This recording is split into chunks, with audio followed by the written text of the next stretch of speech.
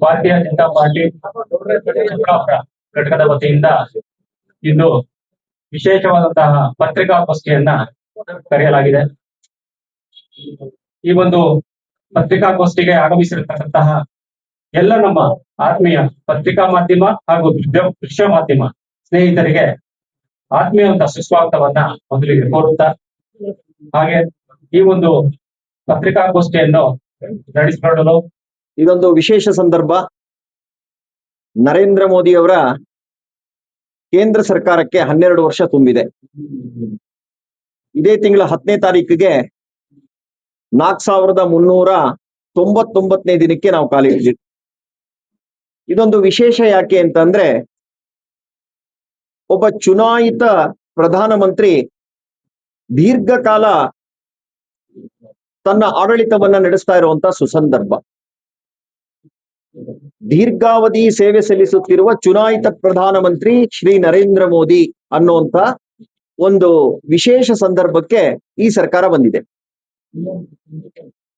ಹಿಂದೇನು ಕೂಡ ಇದೇ ಒಂದು ಸಂದರ್ಭ ನಮ್ಗೆ ನೆನಪಾಗುತ್ತೆ. ಆಗ ಜವಾಹರ್ಲಾಲ್ ನೆಹರು ಅವರು ದೀರ್ಘಾವಧಿ ಪ್ರಧಾನಮಂತ್ರಿಗಳಾಗಿ ಕಾಲಘಟ್ಟದಲ್ಲಿ ಭಾರತದ ಇತಿಹಾಸದಲ್ಲಿ ಸೇರಿದ್ದಾರೆ. ಆದ್ರೆ ಅವರು ಮೊದಲನೇ ಅವಧಿ ಚುನಾಯಿತ ಪ್ರಧಾನಮಂತ್ರಿಗಳಾಗಿರ್ಲಿಲ್ಲ. 1952ರ ಚುನಾವಣೆಯಲ್ಲಿ ಅವರು ಚುನಾಯಿತ ಪ್ರಧಾನಿಗಳಾಗಿ ಬಂದರು. ಆ ಒಂದು ಕಾಲಘಟ್ಟದಿಂದ ಯೋಚನೆ ಮಾಡಿದಾಗ ನರೇಂದ್ರ ಮೋದಿಯವರು ಆ ದಾಖಲೆಯನ್ನ ಮುರಿದು ಮುಂದಕ್ಕೆ ಹೆಜ್ಜೆ ಇಟ್ಟಿದ್ದಾರೆ. ಹಾಗಾಗಿ ಇಡೀ ಜಗತ್ತಿನಾದ್ಯಂತ ಅವರಿಗೆ ಅಭಿನಂದನೆಗಳ ಸುರಿಮಳೆ ಆಗಿದೆ. ಮತ್ತೆ ಅವರ ಈ ಒಂದು ವಿಶೇಷವಾದಂತಹ ಒಂದು ಕಾಲಘಟ್ಟಕ್ಕೆ ಎಲ್ಲರೂ ಕೂಡ ಅಭಿನಂದನೆಯನ್ನ ಸಲ್ಲಿಸ್ತಾ ಇದ್ದಾರೆ. ಇದೊಂದು ನಮ್ಮೆಲ್ರಿಗೂ ಕೂಡ ಹರ್ಷ ಪಡುವಂತ ಸಂಗತಿ. ಯಾಕೆ ಅಂತಂದ್ರೆ, ಹಿಂದೆ ಇದ್ದಂತ ಕಾಲಘಟ್ಟದಲ್ಲಿ ಸಮ್ಮಿಶ್ರ ಸರ್ಕಾರಗಳ ಒಂದು ಯುಗ ಆಗಿತ್ತು. ಅದನ್ನ ತೊಡೆದು ಹಾಕಿ 2014ರಲ್ಲಿ ಒಂದು ಪಕ್ಷ ಬಹುಮತವನ್ನ ಪಡೆದು ಸುಭದ್ರವಾದಂತ ಸರ್ಕಾರವನ್ನ ಕೊಡ್ತಾ ದೇಶದ ಸರ್ವಾಂಗೀಣ ಉನ್ನತಿಗಾಗಿ ನಿರಂತರ ಪರಿಶ್ರಮ ಪಡ್ತಾ ಇರುವಂತಹ ಒಬ್ಬ ಪ್ರಧಾನಮಂತ್ರಿಯನ್ನ ಕಳೆದ 12 ವರ್ಷಗಳಿಂದ ನಾವು ನೋಡಿದ್ದೀವಿ. ಈ ಸಂದರ್ಭದಲ್ಲಿ ಭಾರತ ತುಂಬಾ ಬದಲಾವಣೆ ಆಗಿದೆ. ಭಾರತದ ಬದಲಾವಣೆಯ ಮುಖಗಳನ್ನ ನಾವು ನೋಡ್ಬೇಕು ಅಂತಂದ್ರೆ, ಮೊದಲನೇದಾಗಿ ಜನರ ವಿಶ್ವಾಸವನ್ನ ಗಳಿಸ್ಕೊಂಡಿತ್ತು. ಜನರ ವಿಶ್ವಾಸವನ್ನ ಗಳಿಸ್ಕೊಳ್ಳೋದು ಅಂತಂದ್ರೆ, ಕಟ್ಟ ಕಡೆಯ ವ್ಯಕ್ತಿಯನ್ನು ಕೂಡ ಈ ಸರ್ಕಾರದ ಭಾಗವಾಗಿ ತಗೊಂಡಂತ ರೀತಿ ಇದೆಯಲ್ಲ, ಇದೇ ಒಂದು ವಿಶೇಷ. ಭಾರತದ ಜನಸಂಖ್ಯೆ ತುಂಬಾ ದೊಡ್ಡದು. ಈ ದೊಡ್ಡ ಜನಸಂಖ್ಯೆಗೆ ಕೆಲವಾರು ಸಂಗತಿಗಳನ್ನ ತಲುಪಿಸುವಂಥದ್ದು ಇದೆಯಲ್ಲ, ಇದು ದೊಡ್ಡ ಸವಾಲಿನ ಸಂಗತಿನೇ ಆಗಿತ್ತು. ಕಟ್ಟ ಕಡೆಯ ವ್ಯಕ್ತಿಗೆ ಒಂದು ಗ್ಯಾಸ್ ಸಿಲಿಂಡರ್ ಮನೆಗೆ ಬರುತ್ತೆ ಅಂತಂದ್ರೆ ತುಂಬಾ ದೊಡ್ಡ ಸಂಗತಿ.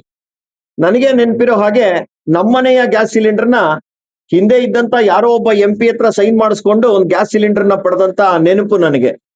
ನಮ್ಮ ತಂದೆಯವರು ಆ ಗ್ಯಾಸ್ ಸಿಲಿಂಡರ್ಗೆ ಹಾಕೊಡ್ತಾರಂತೆ, ಆ MP ಹತ್ರ ಹೋಗಿ ನಿಂತ್ಕೊಂಡ್ರೆ ಬೇಗ ಸಿಗುತ್ತಂತೆ ಅಂತೇಳಿ ಒಂದು ಸೈನ್ ಮಾಡಿಸಿ ಗ್ಯಾಸ್ ಸಿಲಿಂಡರ್ ತಗೊಂಡ್ವಿ. 2 ವೀಲರ್ ನ ತಗೋಬೇಕು ಅಂತ ಅಂದ್ಬಿಟ್ರೆ ಬುಕಿಂಗ್ ಮಾಡ್ಬೇಕು. ಬಜಾಜ್ ಚೇತಕ್ನ ವರ್ಷಾನ್ಗಟ್ಲೆ ಕಾಯ್ದು ತಗೊಂಡ್ಬಿಟ್ರೆ ಸಂಭ್ರಮ. ಹಾಗಾಗಿ ಕಟ್ಟ ಕಡೆಯ ವ್ಯಕ್ತಿಯ ಮನೆಗೆ ಗ್ಯಾಸ್ ಸಿಲಿಂಡರ್ ಬಂದಿದ್ದು ತುಂಬಾ ದೊಡ್ಡ ಸಂಗತಿ.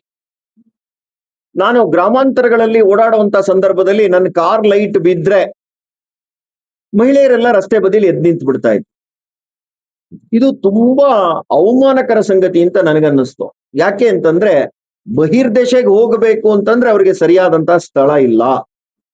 ನರೇಂದ್ರ ಮೋದಿ ಅವರು ಕೆಂಪು ಕೋಟೆಯ ಮೇಲೆ ನಿಂತು ಮಾತನಾಡ್ತಾ ಒಂದ್ ಮಾತು ಹೇಳ್ತಾರೆ, ನನ್ನ ದೇಶದ ಮಹಿಳೆಯರು ಬಹಿರ್ದೇಶಕ್ಕೆ ಹೋಗ್ಬೇಕು ಅಂತಂದ್ರೆ ಸೂರ್ಯೋದಯಕ್ಕಿಂತ ಮುಂಚೆ ಸೂರ್ಯಾಸ್ತದ ನಂತರ ಹೋಗ್ಬೇಕಾಗಿದೆ. ಈ ದುಸ್ಥಿತಿಯನ್ನ ನಾನು ನಿಮ್ ಮಧ್ಯದಲ್ಲಿ ಹಂಚ್ಕೊಳ್ತಾ ಇರುವಂತದ್ದು ಸಮಸ್ಯೆ ಇದೆ ಅಂತ ಅಲ್ಲ, ಬಗೆಹರಿಸುವಂತ ದಾರಿಗಾಗಿ ಅಂತಾರೆ. ಎಲ್ರೂ ಕೂಡ ಅವತ್ತು ಪ್ರಧಾನಮಂತ್ರಿ ಅಂತಾರಾಷ್ಟ್ರೀಯ ಮಟ್ಟದ ನಾಯಕರು ಸೇರಿರುವಂತ ಸಂದರ್ಭದಲ್ಲಿ ಈ ಮಾತು ಹೇಳ್ಬೋದಾ ಅಂದ್ರು. ಆದ್ರೆ ಮುಂದೆ 11 ಕೋಟಿ ಟಾಯ್ಲೆಟ್ ಅನ್ನು ಕಟ್ಟಿದ್ರಲ್ಲ, ದ ಸ್ಕೇಲ್ ಅಂಡ್ ಸ್ಪೀಡ್, ಅದನ್ನ ಜಗತ್ತು ಹೇಗಂತು ಅಂದ್ರೆ ಇಷ್ಟು ವೇಗವಾಗಿ ಇಷ್ಟು ಟಾಯ್ಲೆಟ್ ಗಳನ್ನ ಕಟ್ಟಿರುವಂತದ್ದು ಜಗತ್ನಲ್ಲೇ ನಾವು ನೋಡಿಲ್ಲ ಅಂತ ಹೇಳಿದ್ರು. ಜನ್ಧನ್ ಅಕೌಂಟ್ 40 ವರ್ಷಗಳ ಹಿಂದೆ ಶ್ರೀಮತಿ ಇಂದಿರಾ ಗಾಂಧಿ ಅವರ ಸರ್ಕಾರದಲ್ಲಿ ಬ್ಯಾಂಕ್ ರಾಷ್ಟ್ರೀಕರಣಗೊಳ್ತು. ಆಗ ಅವ್ರು ಕೊಟ್ಟಂತ ಕಾರಣ ಏನು ಅಂತಂದ್ರೆ, ಇನ್ ಮುಂದೆ ಯಾವುದೇ ವ್ಯಕ್ತಿ ನನಗೆ ಬ್ಯಾಂಕ್ ಅಕೌಂಟ್ ಇಲ್ಲ ಅನ್ನುವಂತ ದಿನ ಭಾರತದಲ್ಲಿ ಇರಲ್ಲ ಅನ್ನುವಂಥದ್ದು ಕಾರಣ. ಅದಾದ ನಂತರ ನಾವು ನೋಡಿದಾಗ ಇಡೀ ವ್ಯವಸ್ಥೆನಲ್ಲಿ ಬಹುತೇಕ ಬಹುಕೋಟಿ ಜನಕ್ಕೆ ಬ್ಯಾಂಕ್ ಖಾತೆಗಳು ಇರಲಿಲ್ಲ. ಝೀರೋ ಬ್ಯಾಲೆನ್ಸ್ ಅಕೌಂಟ್ ನಲ್ಲಿ ಜನ್ಧನ್ ಅಕೌಂಟ್ ಓಪನ್ ಮಾಡಿದಾಗ ಇಲ್ಲಿ ತನಕ ಅಕೌಂಟ್ ಓಪನ್ ಮಾಡಿರೋರ ಸಂಖ್ಯೆ 58 ಕೋಟಿ. ಇಡೀ ಜಗತ್ತು ತತ್ತರಿಸೋಗಿತ್ತು.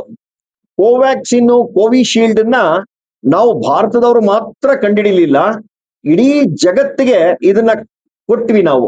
ಕೋವ್ಯಾಕ್ಸಿನ್ ಕೋವಿಶೀಲ್ಡ್ ಇಟ್ಕೊಂಡು ವ್ಯಾಕ್ಸಿನ್ ಮೈತ್ರಿ ಅಂತ ಹೇಳಿ 100ಕ್ಕಿಂತ ಹೆಚ್ಚು ದೇಶಗಳಿಗೆ ಇದನ್ನ ಕಳಿಸ್ಕೊಟ್ವಿ. ಕೆಲವರಿಗೆ ಉಚಿತವಾಗೂ ಕೊಟ್ವಿ.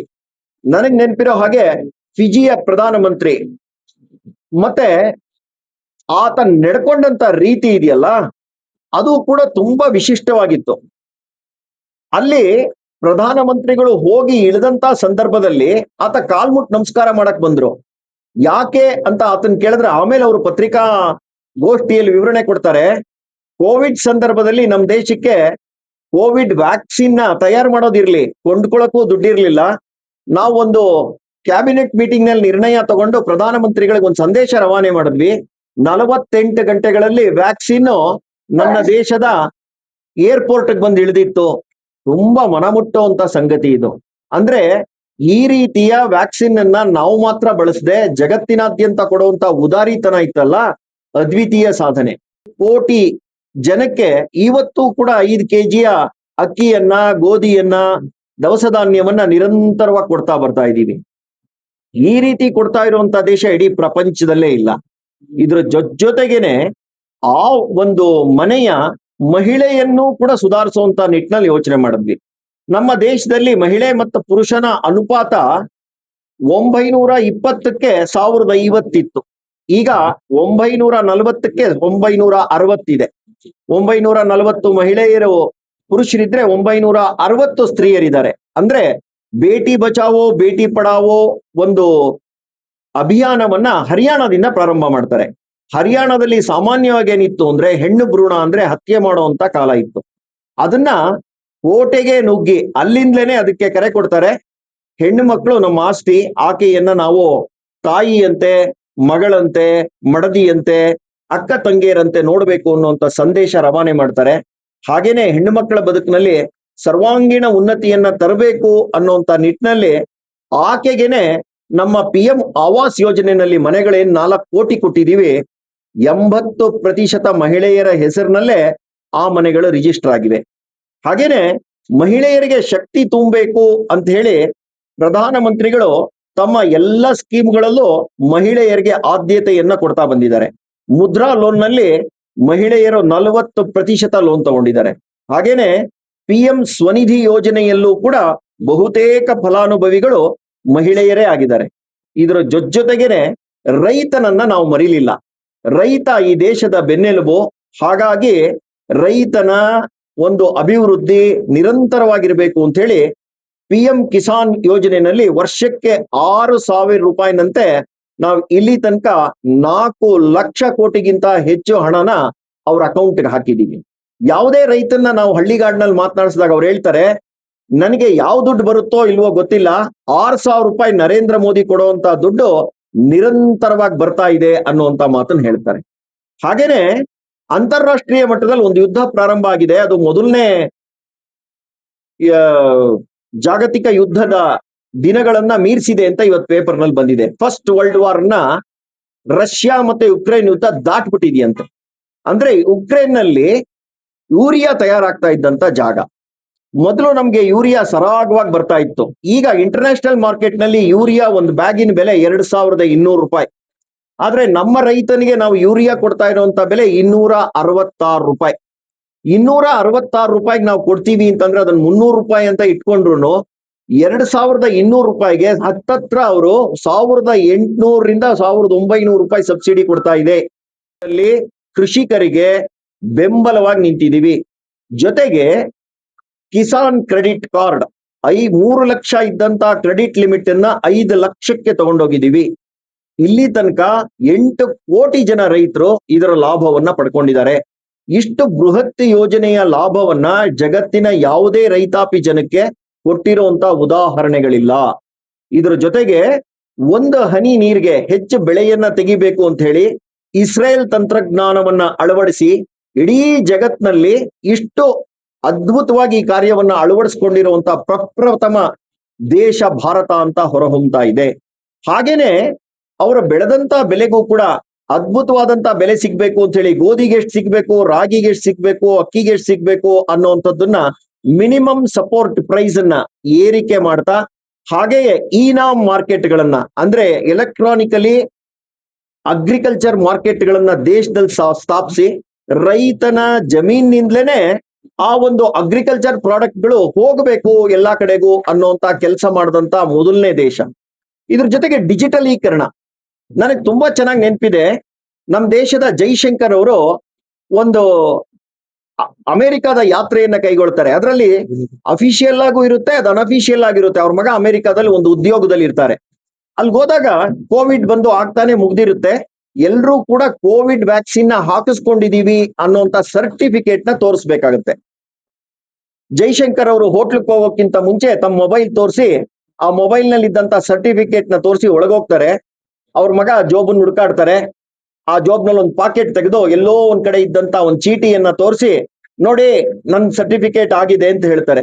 ಅಂದ್ರೆ ಮುಂದುವರಿದ ದೇಶ ಅಂತ ಅಮೆರಿಕನ್ ಹೇಳ್ತೀವಲ್ಲ, ಆ ದೇಶದಲ್ಲೂ ಕೋವಿಡ್ ಸಂದರ್ಭದಲ್ಲಿ ಕೊಡುವಂತ ಸರ್ಟಿಫಿಕೇಟ್ ನ ಎಲೆಕ್ಟ್ರಾನಿಕ್ ರೀತಿನಲ್ಲಿ ಕೊಟ್ಟಿರ್ಲಿಲ್ಲ. ಆತರ ಕೊಟ್ಟಂತ ಏಕೈಕ ದೇಶ ಇಡೀ ಪ್ರಪಂಚದಲ್ಲಿ ಭಾರತ.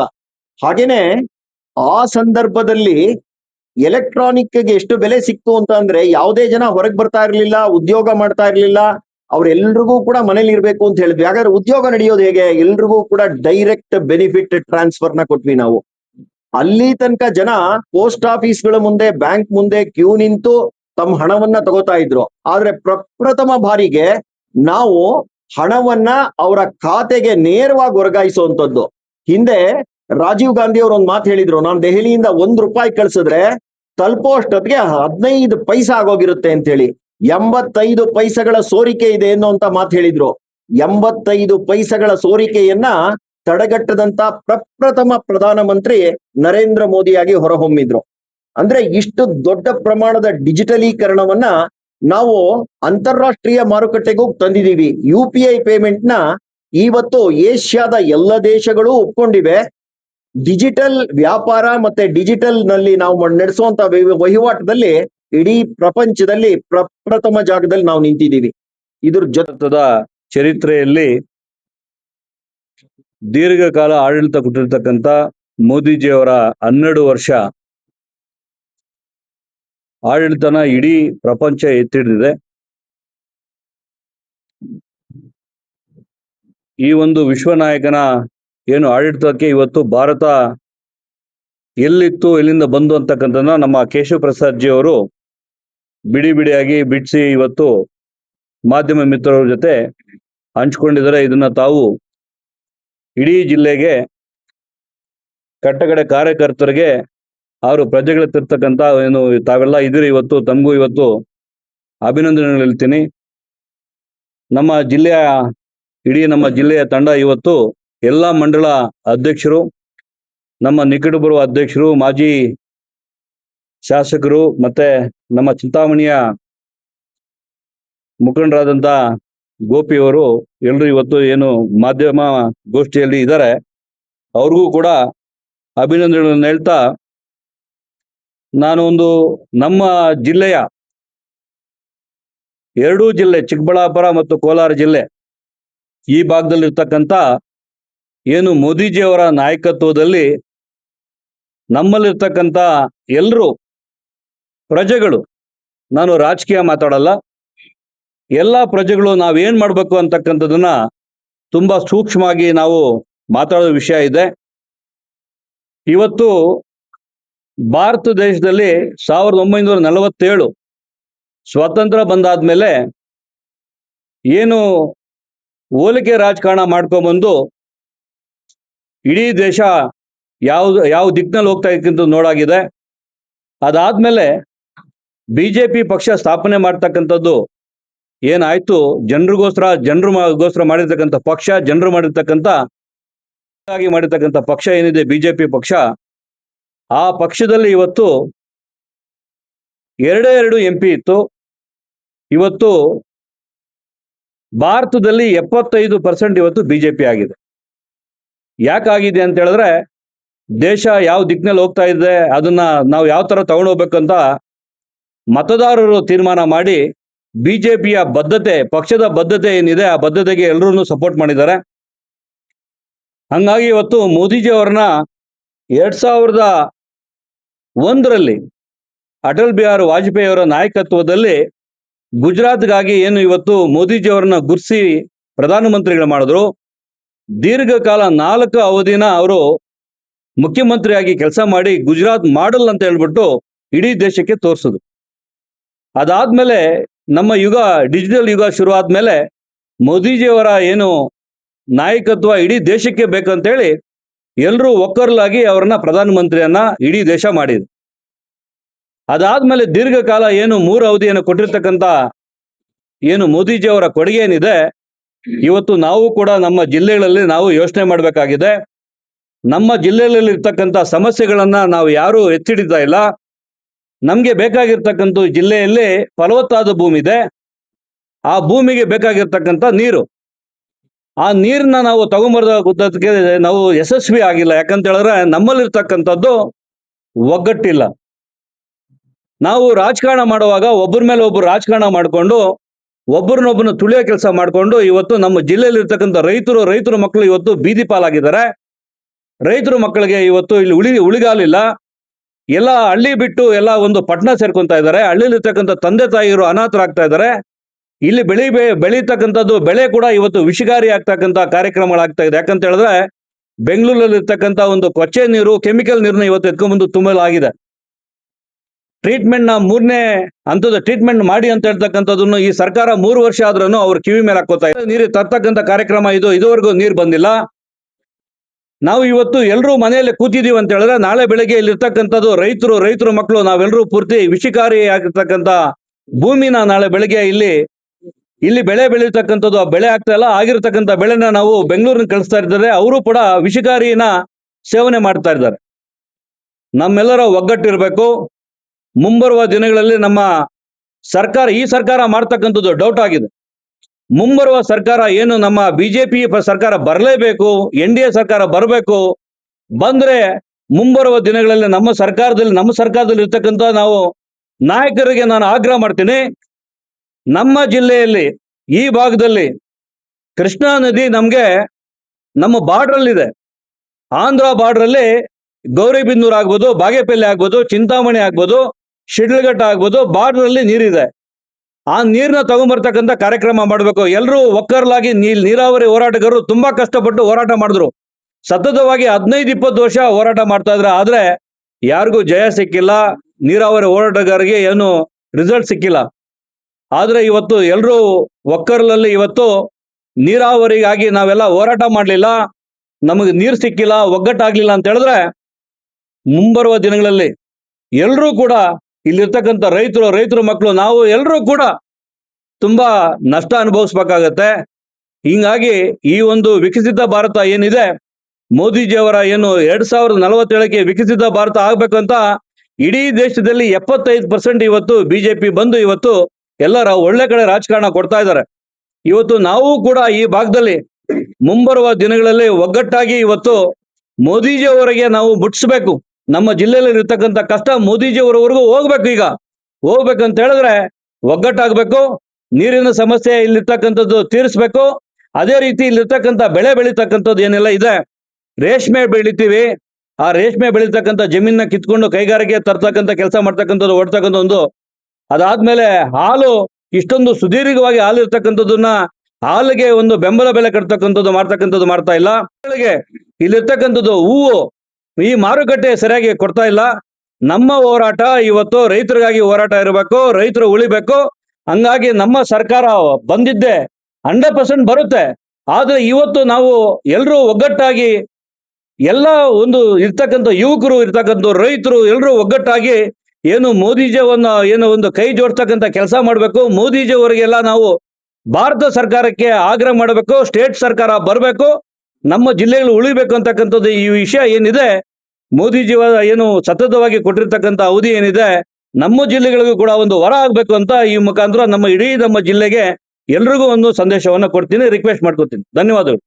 ನದಿ ನೀರು ಬರ್ತಕ್ಕಂಥದ್ದು ಆಂಧ್ರದಿಂದ, ಆಂಧ್ರದಲ್ಲಿರ್ತಕ್ಕಂಥದ್ದು ನಮ್ಮ NDA ಸರ್ಕಾರ. ನಾವು ಕೂಡ ಇವತ್ತು ಸಾಕಷ್ಟು ನಮ್ಮ ನಾಯಕರಲ್ಲಿ ನಾವು ಮಾತಾಡ್ತೀವಿ. ಆಂಧ್ರದಲ್ಲಿರ್ತಕ್ಕಂಥ ಮುಖ್ಯಮಂತ್ರಿಗಳನ್ನ ಉಪಮುಖ್ಯಮಂತ್ರಿಗಳ ಹತ್ರ ಚರ್ಚೆ ಮಾಡಿ ಅಂತ ನಾವು ರಿಕ್ವೆಸ್ಟ್ ಮಾಡ್ತೀವಿ. ಈ ಜಿಲ್ಲೆಯಲ್ಲಿ ಇರ್ತಕ್ಕಂಥ ನಮ್ಮ ಪಕ್ಷ ಒಂದೇ ಅಲ್ಲ, ರೈತ ಸಂಘ ಇರ್ಬೋದು, ರೈತರು ಇರ್ಬೋದು, ಪಕ್ಷಾತೀತವಾಗಿ ಎಲ್ಲರೂ ಕೂಡ ನನಗೇನು ಇವತ್ತು ಈ 3ನೇ ಹಂತದ ಟ್ರೀಟ್ಮೆಂಟ್ ಮಾಡ್ತಕ್ಕಂಥದ್ದು ಕಾಣಿಸ್ತಾ ಇಲ್ಲ. ಯಾಕಂತ ಹೇಳಿದ್ರೆ ಅವ್ರಿಗೇನು ಆಸಕ್ತಿನೇ ಇಲ್ಲ. ನಮ್ಮ ಸರ್ಕಾರ ಇಲ್ಲ. ನಮ್ಮ ಸರ್ಕಾರ ಇದ್ದಿದ್ರೆ ನಮ್ಮ ಸರ್ಕಾರ ನಮ್ಮ ಮುಖಂಡರ ಹತ್ರ ಮಾತಾಡ್ತಾ ಇದೀವಿ. ಎತ್ತಿನ ಒಳ್ಳೆ ನೀರು ಬರ್ತಕ್ಕಂಥದ್ದು ಕನಸಾಗಿದೆ. ಇನ್ನ ಇವತ್ತು 8,000 ಕೋಟಿ ಇರೋದು ಇವತ್ತು 20-25,000 ಕೋಟಿ ಆಗಿದೆ. ಇನ್ನ ಅದೆಷ್ಟು ಸಾವಿರ ಕೋಟಿ ಬೇಕು ಗೊತ್ತಿಲ್ಲ. ಬರ್ತಕ್ಕಂಥದ್ದು ಒಂದು ನಮಗೇನು ಆಸೆ ಅಂತ ಅನಿಸ್ತಾ ಇಲ್ಲ. ಆದ್ರೆ ಕೃಷ್ಣಾ ನದಿ ನೀರು ನಮ್ಮ ಬಾರ್ಡರ್ ಅಲ್ಲಿದೆ, ನಮ್ಮ ಬಾರ್ಡರ್ ಸರ್ವೆ ನಂಬರ್ಗಳಲ್ಲಿದೆ.